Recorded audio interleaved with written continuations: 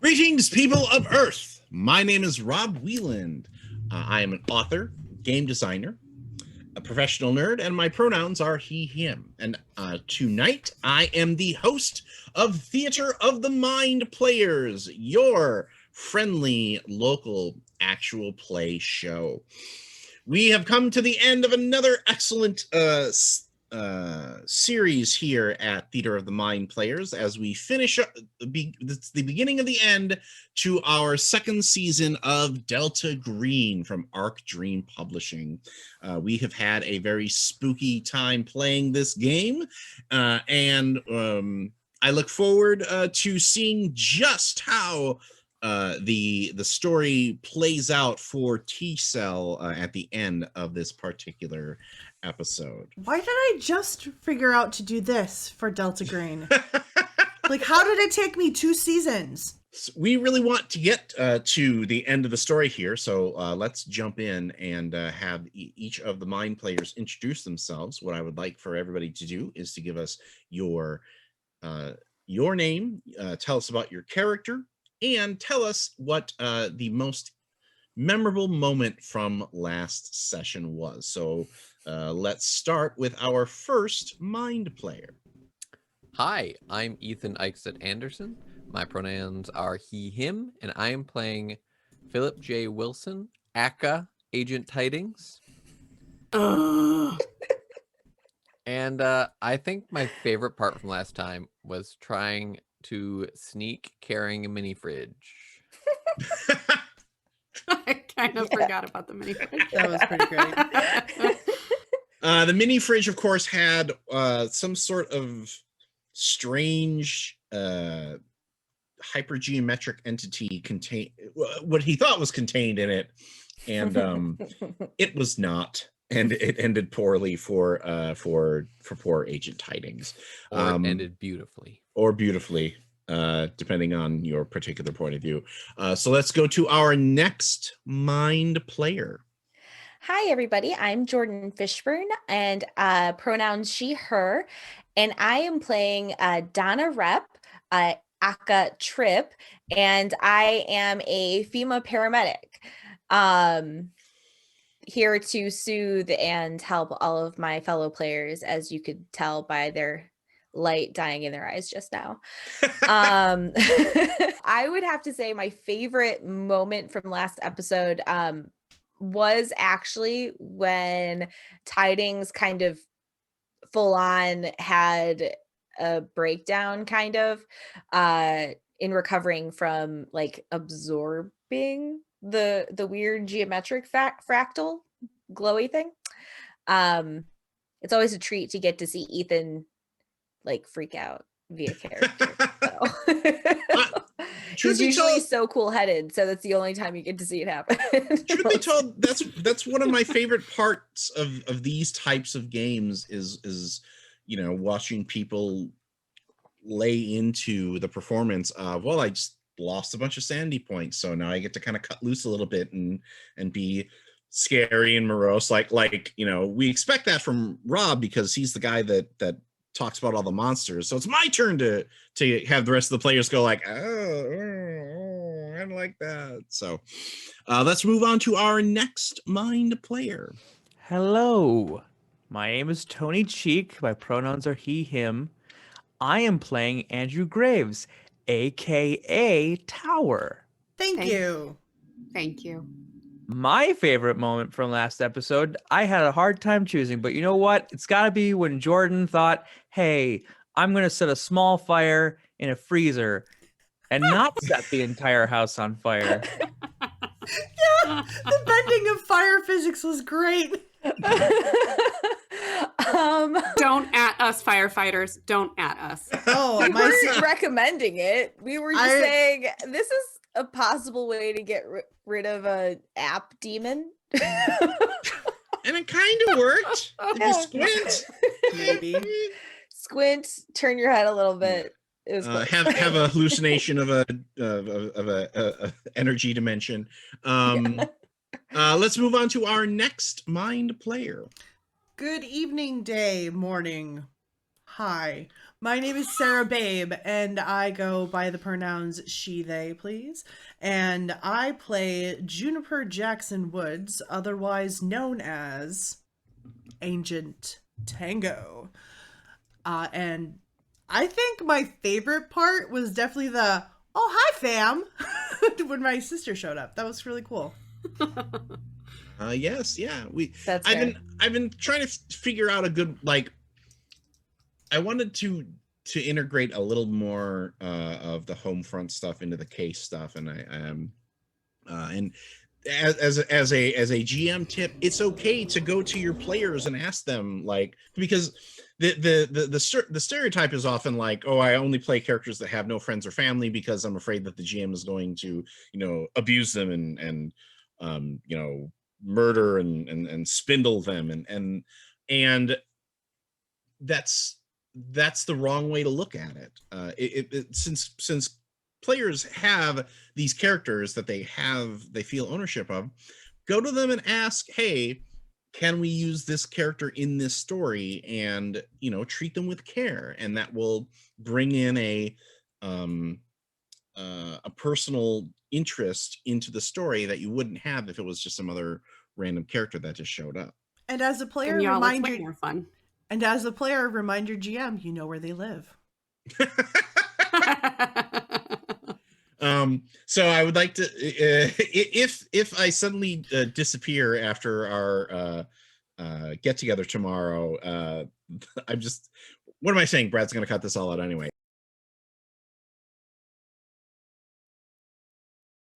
So let's go to our last mind player. Hello, I'm Tawny P. Thompson, she, hers. I am playing Dr. Ellis Mandel, the FBI agent on the Behavioral Analysis Unit, and also known as Teaspoon. And I think my favorite bit from last time was letting myself get talked into doing some really stupid things that worked out very well, but could have gone so poorly. Such as? Taking the stairs instead of just going waiting back for into the elevator. house. Oh, yeah. Going back into the house, opening the app and watching the weird video, almost continuing to watch the weird video. Let's see. There were a number of them.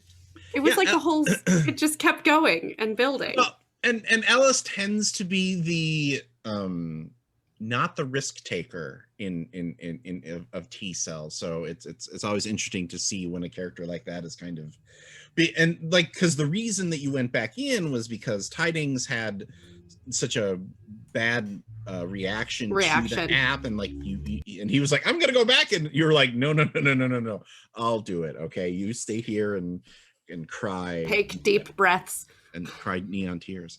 So now that we're a little caught up on what happened last time, we're going to get started with our final tale, which is called Cybele, Ma Belle. Normally this is where I would launch into the opening scene, but I'm actually taking advantage of the fact that we are now taping things and then cleaning them up and posting them to our platforms, our YouTube and our podcast, because we had a lot of great stuff that came out of our Homefront segment last time. I decided that rather than try to figure out what to cut and what to maybe cut from earlier stuff, I decided to just sort of roll that forward into the first act of this episode. So that's where we're going to cut to. That is why we will suddenly look very different, because we are all still wearing clothes from last week. So Lord of the Board, Brad, quick change. If you would be so kind as to engage the time portal. And welcome to the Homefront for our third tale of Delta Green. That was a hot one, gang. I was just telling, we were talking in the break, and this one was an adaptation of a story from Cthulhu Now, much like Killer Out of Space was last year. And you guys handled this one far more efficiently. But because we had the dice were with drive. us tonight. And also, we are a lot less afraid of just going in and starting to break stuff, I feel like. Yeah. We're just like, let's just do it. We'll clean it up later. It's fine. Well, it definitely feels like you are feeling yourselves as a Delta Green cell of like, no, we just got to go in there and set it up. This one was interesting because I think I overwrote I wrote a little too much material for our time period, but I still feel like we were able to pull off a pretty thrilling story at the end there. So at this point, let's talk about our personal pursuits, unless Jordan, you look like you have something. I was just gonna say, thanks, Rob, for setting up an opportunity for me to ring the monster. I don't know if that's what happened, but since it seemed to transfer between devices, and then I wrote it in a book that gathers stuff. The Hungry Book, I believe it's called. The Hungry Book. Yes. The book that hungers. Last week we mentioned it was salty. If you set it on fire, it's a Kindle. Hey! Yeah, if you set it on fire, it's a Kindle. Thank you, Brad. I appreciate you. I will say it, like I've been having a lot of fun with you this episode.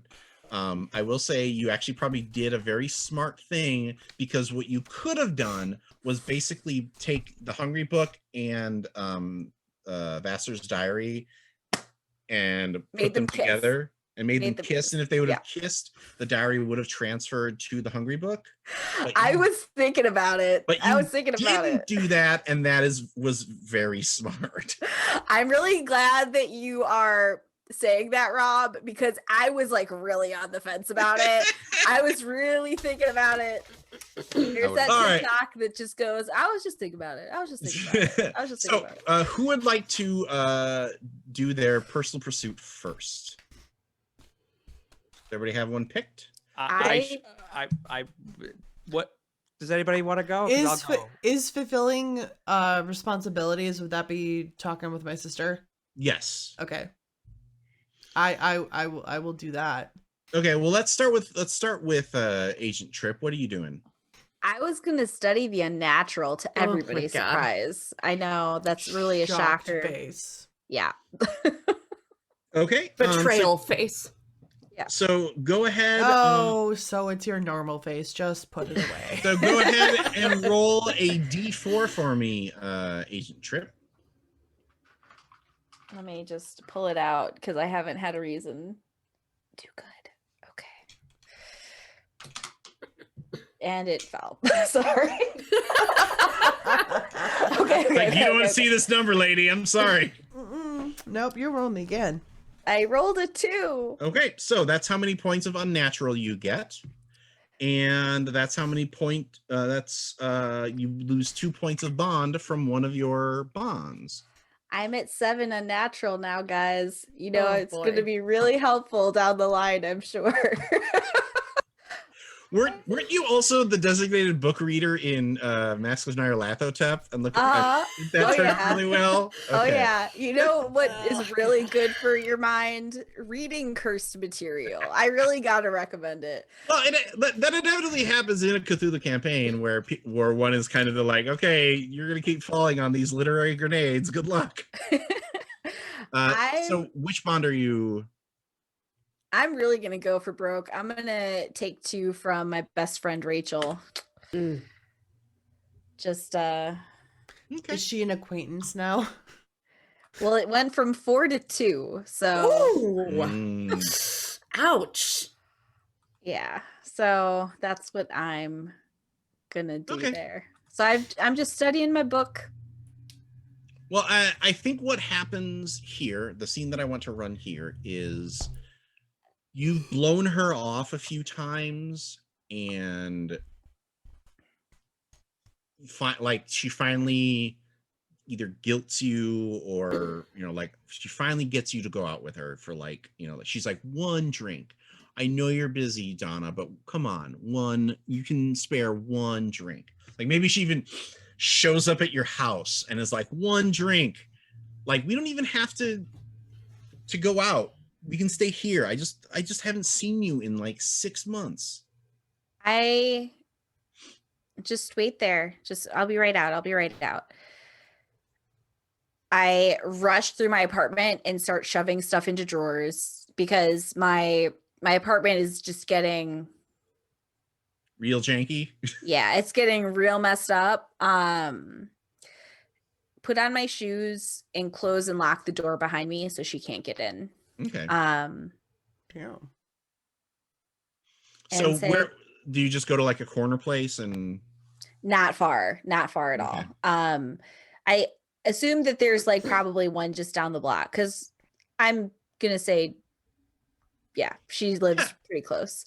Yeah, you go to one down the block, and you are definitely in the like stabby ice mode where you're not really drinking. And she's like, I mean, are you sure you're okay? Like, look, I don't mind that you've canceled or any of that stuff. I'm just worried because it feels like you're really in like a place where you're really like getting focused on your work. And like, I don't know if any job is really worth that, Donna. It's nothing. You don't have to worry about it. Well, I mean, like, why don't you Why don't you get a job at a hospital? Why don't you get an administrative job? Like you've got the experience.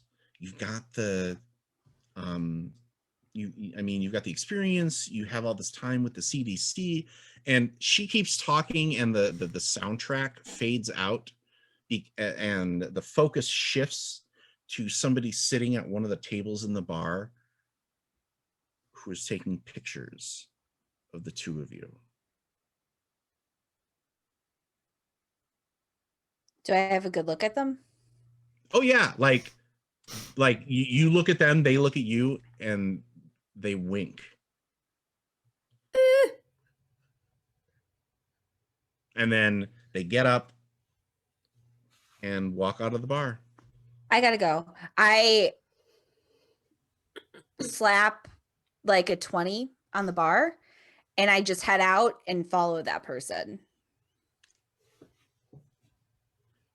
By the time you get out of the bar, they're nowhere to be found.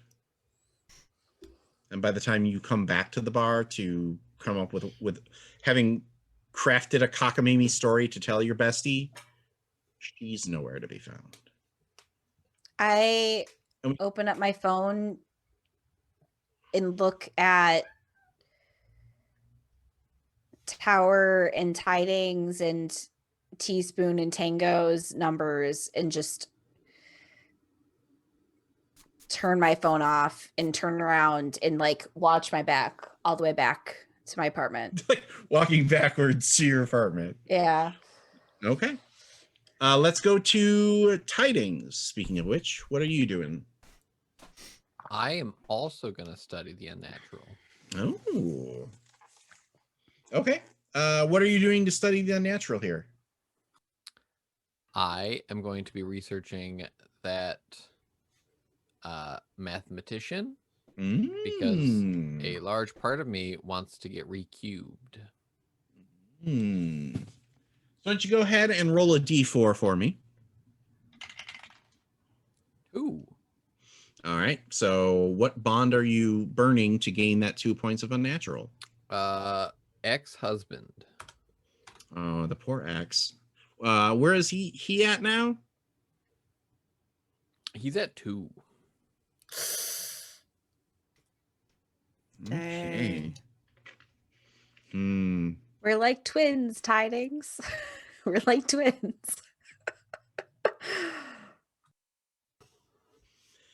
So what sort of relationship do you normally have with him? It's normally we get along fine, that kind of stuff.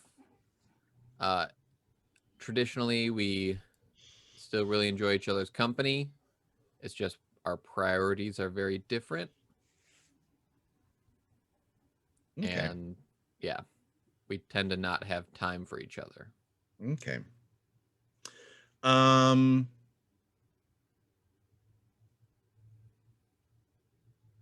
So I think maybe we have a scene here where he tells you that he like basically the scene here is I can't do booty calls with you because I'm kind of getting serious with somebody kind of scene. Does that sound good? Sounds good to me. Okay. So I think after like you're like I think we see like your I think we see you watching a Phenomenex video about Vassar, and like it's definitely the like, and then he was part of a secret society called the Sanctum of Twilight. With this society has connections to the Thule leadership of Nazi Germany. And the Freemasons. Yeah, like, and it's all like, floaty graphics, and this is maybe like the third video you've watched on this guy in Phenomenex alone. Like there's like, he's in bits and pieces of a bunch of stuff. What is his name? I actually don't have it written down. Okay. It's Tuba Visser. Tuba. No, his ex-husband. Jan. Oh, the ex-husband. I Yeah. don't know that one. Let's call him John. And like, he's like, and you're watching the video because he went to the bathroom, and then it ends, and you look up, and he's like staring at you with his arms folded.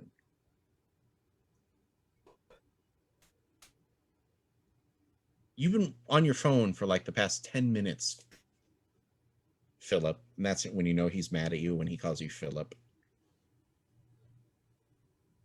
Do you ever wake up from a dream and that dream was amazing and you had everything you ever wanted and you just get disappointed?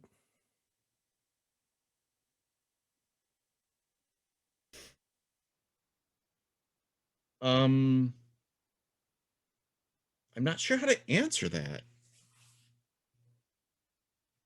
No? Let's say no. Just sometimes it feels like things could be better.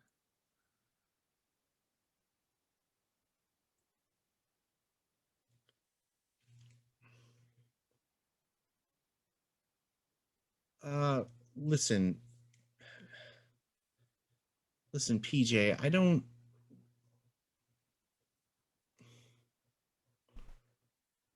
Look, I know I told you that we can't. That I'm exclusive. That I'm mostly exclusive with Dale now. But I don't get where this brooding stuff is coming from. You've been like this for like a year now. I don't know, like a while now. Are you okay? Do you need like, maybe you should see a therapist or something? I was. Why a did you good stop? Amount. They didn't get it.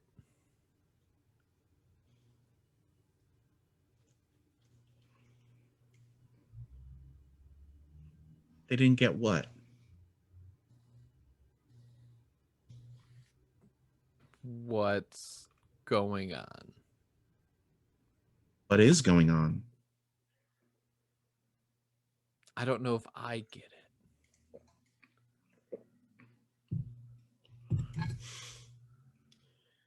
Oh, honey.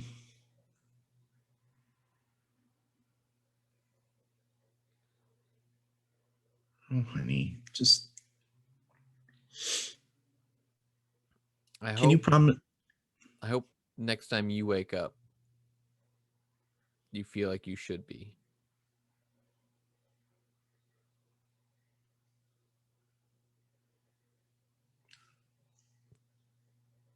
We cut to. Good job. Yep. Good job. Ethan really making a stab for that Tony makes you cry move there. Like, that was really threw it in there. Let's go to Tower. Hello. What is your personal pursuit? I am staying on the case in regards to finding out who the mole is. Okay. As requested by Miss Green. What is your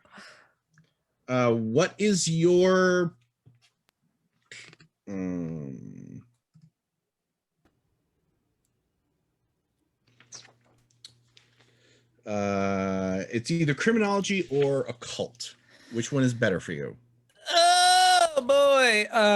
It's gonna be a cult at a 12. Okay, roll it. All right, here we go. Love Good that. luck. Good luck. 71. So close. Great job. Hey, mark that fail though. Actually, I don't know if you do.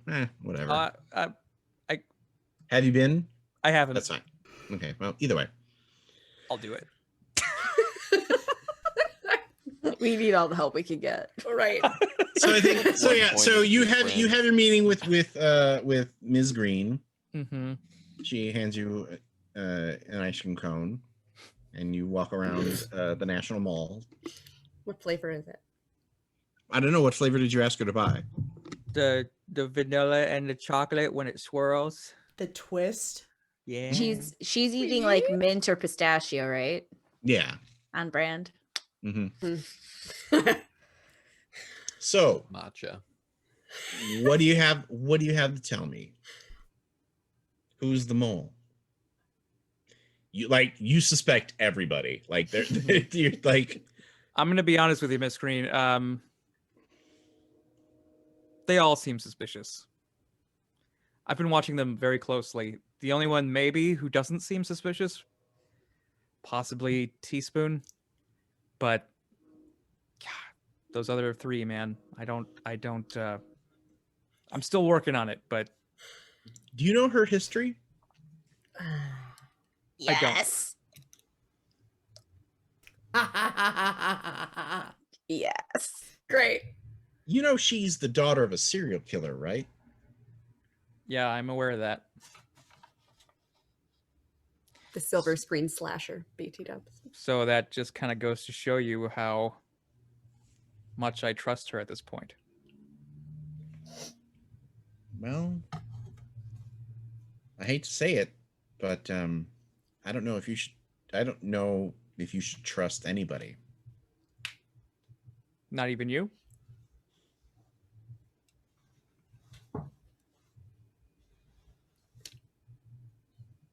Probably not me. It's I her. know- She's the mole. She's Miss- the one. Miss Green, do you know something that I don't, that I should? Like what, Tower? Am I on a wild goose chase right now? No, I don't think so. I think that at least one of T-Cell was playing possum when I started talking about hypergeometric keywords. Do you, Miss Green, have someone in mind? Someone that I should maybe focus on? Well, if I gave you somebody to go after, then you ever heard of the observer effect? No, please enlighten me. Well, it's this idea in experiments where just by watching the experiment, you change the outcome. I mean, I do have my suspicions, but I'm afraid that if I tell you what those suspicions will be,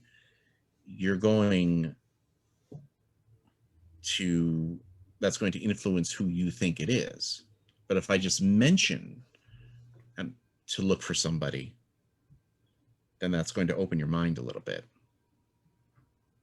Oh, my mind is open to all sorts of possibilities. But Miss Green, you have to remember that I'm with the CIA.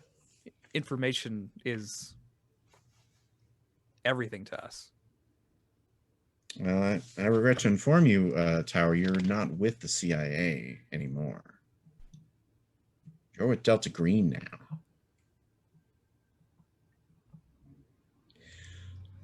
So go ahead and I think, let's see here. Go ahead and, where are my? Go ahead and roll another 71 and Well, fail. everybody actually give me a D6 roll while I'm looking up things, because you do gain some sanity back for defeating Mr. Jan Mueller so well. Hey, look at that. I rolled 1, which is all I can get back. How could you be suspicious of me? I'm also assuming we can't go over our max. Yes. Oh, look at that. Did everybody hear that? Yeah, I heard Yeah. that. What's happened to go over my max? I don't know. What's wrong with you guys? Super sane. Super sane. Don't worry, she's You're about to going go. Super Saiyan? Like the joke. Actually, you can go up to, as I recall, you can go over your max. Oh. See, I'm glad I asked then. Because your minimum is 99 minus your your maximum is 99 minus your unnatural score. Oh, well, I So- wish I rolled better. This is why you ask. I got to Being add cocky. 4. Luckily, that Me was pretty too. nice. Okay. I just always think of the Joker when I think of Super Sane, since that's like part of the thing that his fans are like, he's just too sane. Yeah. He's too sane. That is why he circles It's a back to mad insane. world, man. Yeah. Okay. I know. So I know, that's why I made the comment, because I wanted to see your face do so that. go ahead and reduce your bond with your sister by 1 tower. Okay. And roll a d6 and tell me what you get. D6. I get a 1 again. So you actually lose 2 sanity. Okay, cool. Oh my gosh. Which I think makes sense because you're like, I don't know who it is. I saw some weird shit. What do you want me to do? And she has been zero helpful in this. I literally looked at my dice as I rolled it and thought, there's no way it's going to roll a 1 again. And you were wrong. Tony, I've rolled 3 1s in a row. Damn. That's a hat trick. So Tango, Yes, what are you doing here? I'm going to be talking to my sister. You're fulfilling some my responsibility. obligations. Yes. Okay. So where are you meeting her and what are you telling her? You know what? I'd probably invite her over to my house. Okay. And I'm So just she- gonna like answer questions honestly as much as I can. Okay. So you're really part of a park service special forces unit? I know. It sounds super stupid. I know. I know. Like So I okay, know. just so not only were you a part of a National Park Service Special Forces unit, Mhm. the person that you were chasing after just happened to be a guy that I was flying in to interview for a senior developer position at my company. Yeah. He was responsible for a lot of illegal killings of some pretty endangered animals. We work with other countries as well to kind of track people where they go. And he was coming to the United States, and we got word that he might be going after some buffalo, possibly some wolves. Roll a sanity test for me. Oh boy. Elephants. Oh, Oh. I missed. I failed.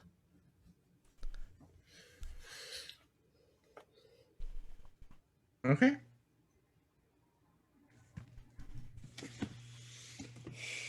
All right. I guess that makes about as sense as anything else that I've noticed about you lately. I know. I've been really it's been really stressful. And it's been really, I mean, it's just like you want to do something good in the world, you know? I mean, that's why I joined the Park Service. And they, they knew that I was a detective before. So they know, like, I was able to, investigate things and I was proficient with handguns. And, it seemed like a perfect blend of all of the, skills that I had and like what I wanted to do. Like, I'm protecting the wildlife. Like, Where's Mom's necklace? what? You stopped wearing Mom's necklace. Where is it? It's in my jewelry box. Why aren't you wearing it anymore? And she pulls out the necklace that your mom gave to her. Like, she gave each of you a necklace. I can't have I can't have that kind of stuff on me if I get caught. Caught by who? And what the hell is this thing that you're wearing now? It's a... You wouldn't believe me if I told you what it really did. You just asked me to believe some bullshit about computer programmer poachers. All right, Junie? So if you don't want to tell me, that's fine. But don't say that I'm not going to at least think about what it is. Okay, come with me onto the balcony. And I'll show you what it does. Please just trust me. She comes with you out onto the balcony. And I will summon the bird.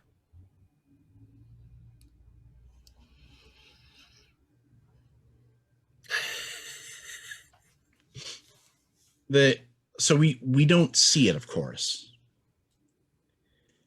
We just watch as Juniper pulls out the strange necklace and clutches it.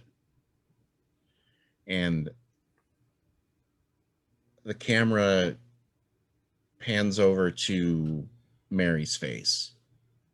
And we just watch her face go slack with terror as we hear massive wings beating. And as the camera closes, we hear screaming. And it's unclear as to whether it's the beast, Marigold, or both. Dr. Mandel, what are you doing? Well, I think it's time to visit Pops.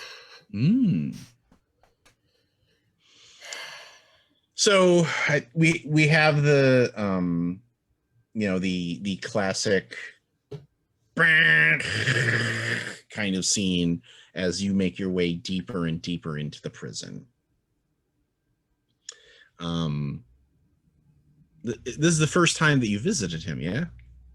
Ever, I think. I believe so. Like, my Uncle Dave forced me to come visit a few times, but since I've been an adult, no.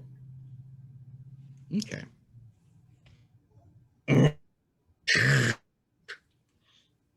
Deeper you go. The smell of industrial cleaner and urine assaults your senses. Until finally, it's an open meeting area, but it's just him at a table. And he smiles so wide when he sees you.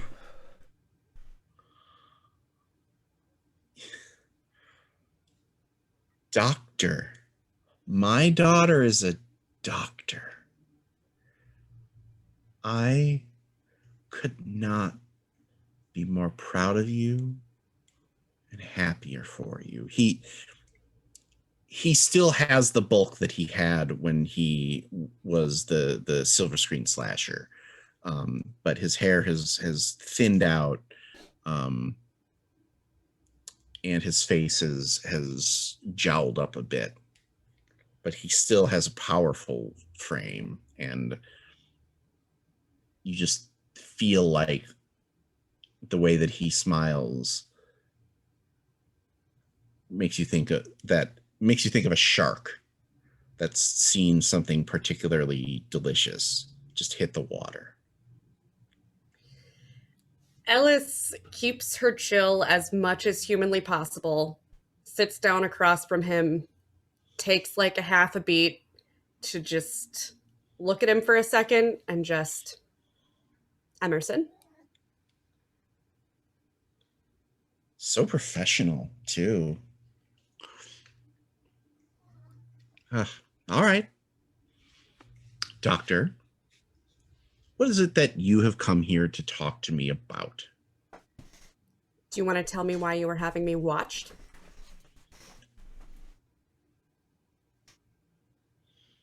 Do you have someone on Emma, or is it just me? Well, you're the doctor.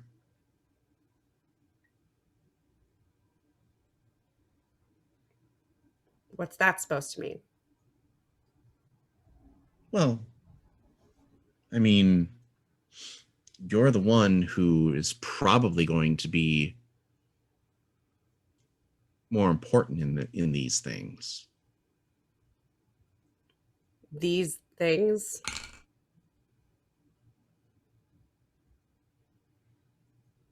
Do you want to know why I did what I did?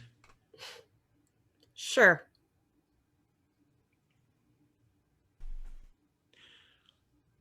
I needed release from the things that I had seen.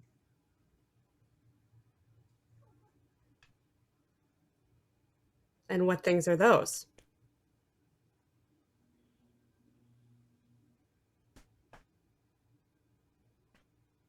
They are, what do they call them? How can I put this in a way that you can understand? The 1,000 young. The 1,000 young of the most beautiful and influential people in the world. I helped make it happen. But because of what I had to do to make it happen, I needed to develop a hobby. And what exactly did you have to do to make it happen? Well, I had to make connections. All the people that I knew in Hollywood who wanted children so badly that they would be willing to do anything to get it. Even drink the milk of the Magna Mater.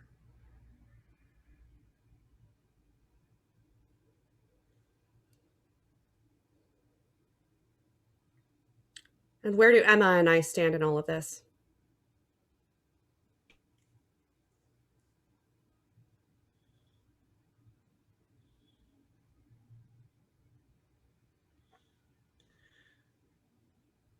I'm proud of both of you. But I think I have a hunch that you're going to be the Magna Mater's favorite. And that is where we end this story. We'll be back next week to begin our final story of this season of Delta Green. We hope that you join us. But until then, we are Tawny P. Thompson, Ethan Eichset Anderson, Jordan Fishburne, Tony Cheek. A sleepy Sarah Babe. and as always, the Lord of the Board Brad Davies. from all of us Keep your here hands to the- at Theater of the Mind Players.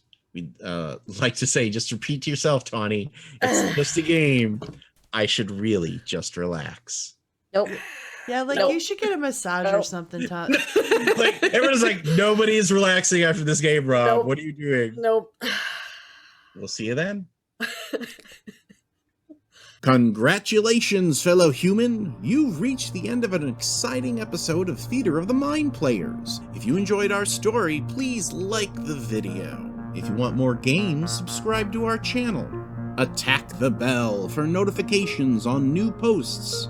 If you liked the episode, please tell us what you enjoyed the most in the comments. If you loved the episode, consider joining our Patreon. You'll get access to special shows, session zeros, and help us determine what we play on the show. We love our friends of Pat Rayon, and we hope to see you there.